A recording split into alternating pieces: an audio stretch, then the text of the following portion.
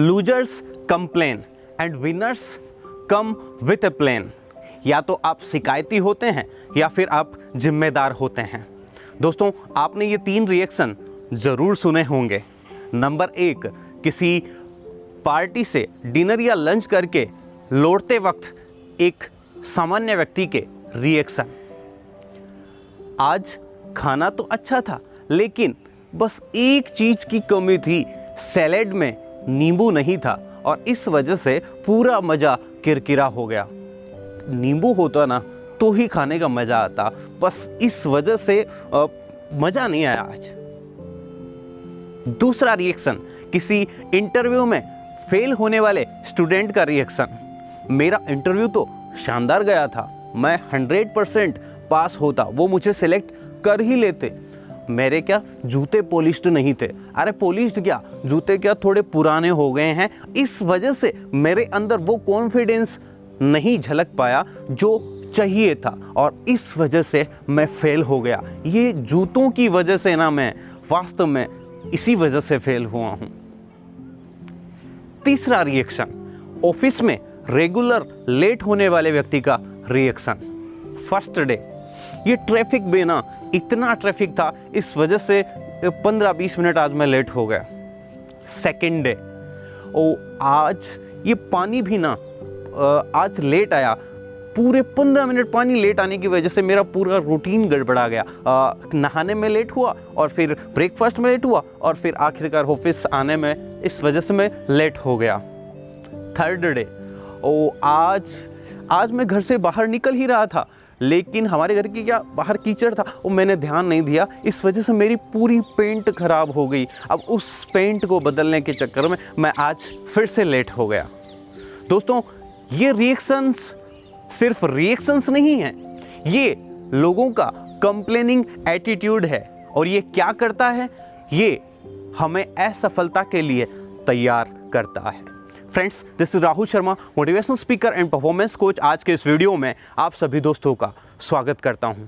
दोस्तों, आज हमारे आसपास का माहौल कुछ ऐसा हो गया है, हर कोई कंप्लेन कर रहा है। जिसके पास कुछ नहीं है वो भी कंप्लेन कर रहा है, जिसके पास बहुत कुछ है वो भी कंप्लेन कर रहा है और जिसके पास कुछ है कुछ नहीं है वो तो कंप्लेन कर ही रहा है। मैं इन तीनों व्यक्तियों की वो 15 अगस्त पे जब लड्डू बढ़ते हैं तो उन 3 बच्चों से करना चाहता हूँ। एक बच्चा जिसको कोई भी लड्डू नहीं मिला तो वो कंप्लेन करता हुआ जाएगा, क्या मतलब ऐसी 15 अगस्त का, इससे तो अच्छा मैं घर ही रहता, मुझे तो कुछ भी नहीं मिला, एक भी लड्डू नहीं मिला, मेरा तो आज का दिन ही खराब गया। दूसरा बच्चा जिसको 1 लड्डू मिला है वो कहता है, अरे मुझे तो 1 ही लड्डू मिला, 1 से क्या होता है, पूरा दिन मैं कितनी देर तक बैठा, इतने प्रोग्राम्स देखे, 1 लड्डू से क्या भूख थोड़ी मरती है, कम से कम 5-7 लड्डू मिलते ना तब जाके काम चलता। तीसरा स्टूडेंट जिसको 2 लड्डू मिले हैं, अब ये स्टूडेंट एक अलग ही राग आलाप रहा है। ये कहता है मुझे 2 तो मिले लेकिन क्या फ़ायदा, वो जो बंटी था ना मेरे पीछे लगा हुआ था उसको 4 लड्डू मिले, 4 मिलते ना तो मज़ा आता। तो दोस्तों, यही अलग अलग व्यक्तियों के साथ हो रहा है। किसी को कुछ मिला हुआ है तो वो भी कंप्लेन कर रहा है, किसी के पास कुछ नहीं है तो भी कंप्लेन, कुछ है कुछ ना है तो भी कंप्लेन, क्योंकि एनवायरनमेंट ही ऐसा हो गया है। अब इस वजह से हमारे साथ क्या होता है, क्या कभी आपने सोचा है कि ये कंप्लेन हमारे अंदर क्या परिवर्तन लाती है और उसकी वजह से बाहर क्या प्रकट होता है? चलिए देखते हैं। तो कंप्लेन हमारे साथ क्या करती है। नंबर 1, कंप्लेनिंग एटीट्यूड हमें गुस्सैल बनाता है। अब आप पूछोगे गुस्सैल कैसे बनाता है, तो जब भी हम कंप्लेन करते हैं तो हम नॉर्मल स्टेट से फ्रस्ट्रेटेड स्टेट में पहुंच जाते हैं और जब फ्रस्ट्रेटेड स्टेट में हमारा सामना किसी ऐसी सिचुएशन से दोबारा होता है जो हमें पसंद नहीं है या हम जो चाहते हैं वैसा नहीं होता है, तो वो जो फ्रस्ट्रेटेड स्टेट है वो तेज गुस्से में बदल जाती है और वहाँ पर वो बात छोटी सी होती है लेकिन हमारा गुस्सा बहुत ज़्यादा होता है। आसपास के लोग भी देख के चकित रह जाते हैं कि ऐसा क्या हो गया, इतनी सी छोटी सी जो बात थी इतना गुस्सा कैसे। और हमें भी बाद में रियलाइज होता है कि बहुत ज़्यादा ही गुस्सा कर दिया, लेकिन वो उस सिचुएशन के कारण नहीं हुआ था, वो उससे पहले जो हमारा जो फ्रस्ट्रेटेड स्टेट था, जो हम ही ने कंप्लेन करके बनाया था, उस वजह से वो उस वक्त गुस्सा आया। और अगर ऐसे ही चलता रहता है तो ना केवल हमारी इमेज खराब होती है बल्कि हम परमानेंटली फ्रस्ट्रेटेड स्टेट में जा सकते हैं। दूसरा घाटा क्या है?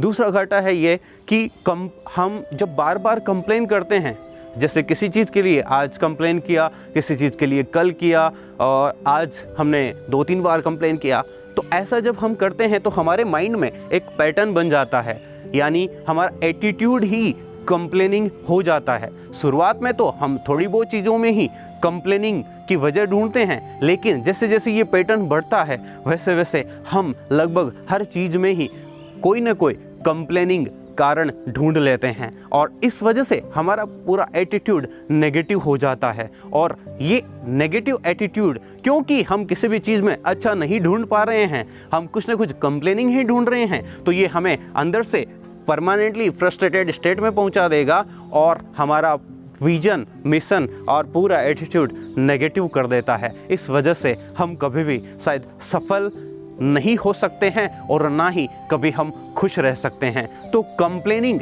क्या कर सकता है ये आपने देखा, और ऐसा कैसे होता है आइए एक एग्जाम्पल लेते हैं।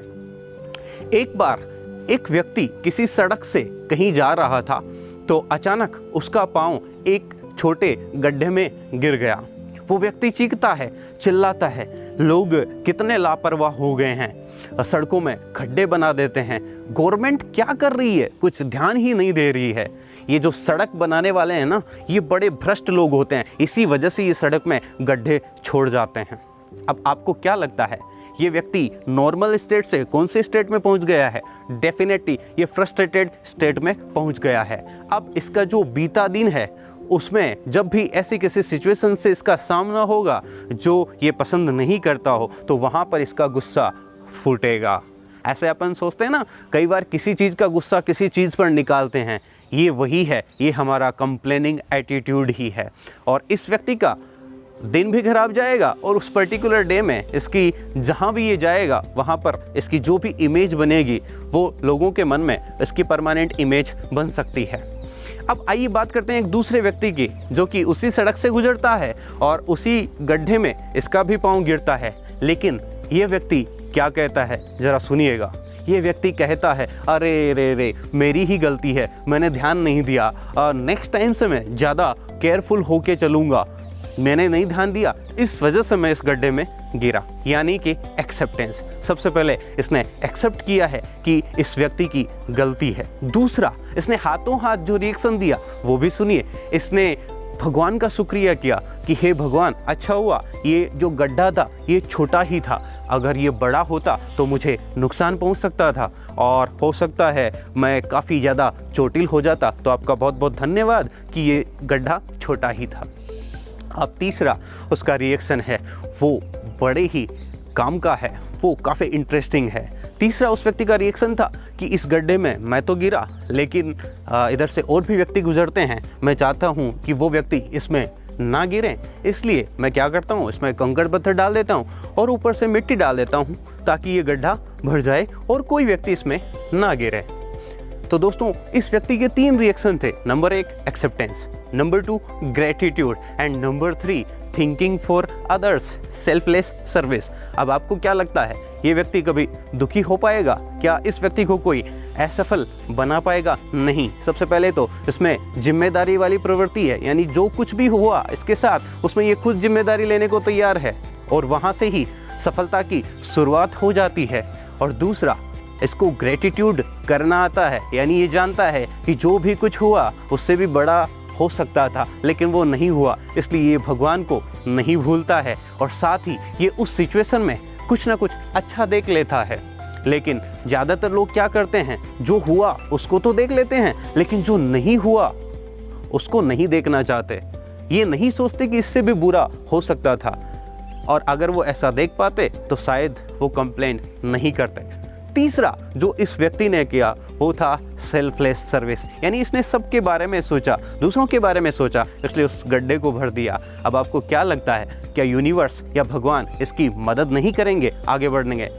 सबसे पहले तो इसने खुद को ऐसा बना लिया है कि सफलता इससे कभी मुंह नहीं मोड़ सकती, ये हमेशा उसी पाथ पर आगे बढ़ता जाएगा। दूसरी चीज़, क्योंकि ये सबके बारे में सोच रहा है तो डेफिनेटली यूनिवर्स या भगवान भी इसकी मदद करने को आगे आएंगे और ये कहीं से कहीं पहुंच जाएगा। दोस्तों, हमें भी अपने इस कंप्लेनिंग एटीट्यूड को कम करना सीखना होगा अगर हमें जीवन में आगे बढ़ना है तो। एक फेमस कोट मुझे याद आता है जो किसी टाइम पे सोक्रेट्स ने कहा था और उसके बाद में एलिनोर रूजवेल्ट या बहुत से लोगों ने इसको दोहराया है। वो कोट कुछ इस प्रकार है, ordinary people discuss events, below ordinary discuss people and extra ordinary people discuss ideas. यानी कि 3 व्यक्ति जो किसी शादी से आ रहे हैं, उसमें जो ऑर्डिनरी व्यक्ति होगा वो इवेंट्स की बात करेगा, यानी कौन सा फंक्शन अच्छा हुआ, उसमें क्या अच्छा लगा, कौन सा फंक्शन ख़राब हुआ, उसे क्या पसंद नहीं आया। और जो बिलो ऑर्डिनरी होगा वो बात करेगा किस व्यक्ति ने क्या पहना हुआ था, कौन सा व्यक्ति क्या बात कर रहा था, कौन से व्यक्ति की कौन सी बात उसे अच्छी नहीं लगी। और जो थर्ड होगा, जो एक्स्ट्रा ऑर्डिनरी होगा, वो हमेशा आइडियाज़ की बात करेगा। वो ये बताएगा कि आज इस फंक्शन में क्या कुछ ऐसा था जिससे हम सीख सकते हैं, क्या हमें भविष्य में नहीं करना चाहिए और क्या हमें करना चाहिए। इस फंक्शन में ऐसी कौन सी चीज़ थी जिससे हमें सीख मिलती है या एक कोई नया आइडिया माइंड में जनरेट होता है जो हमें भविष्य में हमारी लाइफ को आसान बना सकता है या दूसरों की लाइफ को आसान बना सकता है, जो हमें नई ऊंचाइयों तक पहुंचा सकता है। दोस्तों, 3 व्यक्तियों के 3 रिएक्शन और फिर बनता है सफलता और असफलता का मार्ग। 2 व्यक्ति जो कंप्लेनिंग एटीट्यूड के थे, क्योंकि वो पीपल और घटनाओं के बारे में बात करते थे। जब भी हम पीपल और घटनाओं के बारे में बात करते हैं तो हमारा एटीट्यूड कंप्लेनिंग बनने का चांस रहता है, लेकिन यदि हम आइडियाज़ की बात करते हैं तो डेफिनेटली हम लेसन्स की बात करते हैं, हम कुछ ना कुछ ऐसे फैक्ट्स की बात करते हैं जिनके आधार पर हमें आगे बढ़ना होता है। तो दोस्तों, हमें अपनी लाइफ को एक्स्ट्रा ऑर्डिनरी बनाना है या ऑर्डिनरी बनाना है या बिलो ऑर्डिनरी बनाना है, ये हमारे हाथ में है। जो भी सर्कमस्टांसेस या सिचुएशंस हमारे साथ घटित होती है, उनके और हमारे रिस्पॉन्स के बीच में एक टाइम होता है और उस टाइम में हम चुन सकते हैं कि हमें क्या रिएक्शन देना है। ये जो रिएक्शन है, ये जो चुनाव है, ये ही हमारे फ्यूचर को डिसाइड करता है, यही हमारे डेस्टिनेशन को बनाता है। तो दोस्तों, लास्ट में मैं फिर से कहना चाहूँगा कि losers complain and winners train, यानी कि जो लूजर्स लोग होते हैं वो केवल शिकायत करते हैं और विनर्स परिस्थितियों के लिए अपने आप को तैयार करते हैं, खुद को प्रशिक्षित करते हैं और खुद के फ्यूचर को और खुद के भविष्य को एक सुनहरे भविष्य के लिए चुनते हैं। Thank you friends. वीडियो अच्छा लगा हो तो लाइक कीजिएगा और अगर ज़्यादा ही पसंद आया हो तो शेयर भी कर दीजिएगा ताकि ज़्यादा से ज़्यादा लोगों तक ये मैसेज पहुंच सके। और हाँ, अगर चैनल को सब्सक्राइब नहीं किया है तो सबसे पहले चैनल को सब्सक्राइब कर दें और बेल आइकन को प्रेस कर दें। Thank you.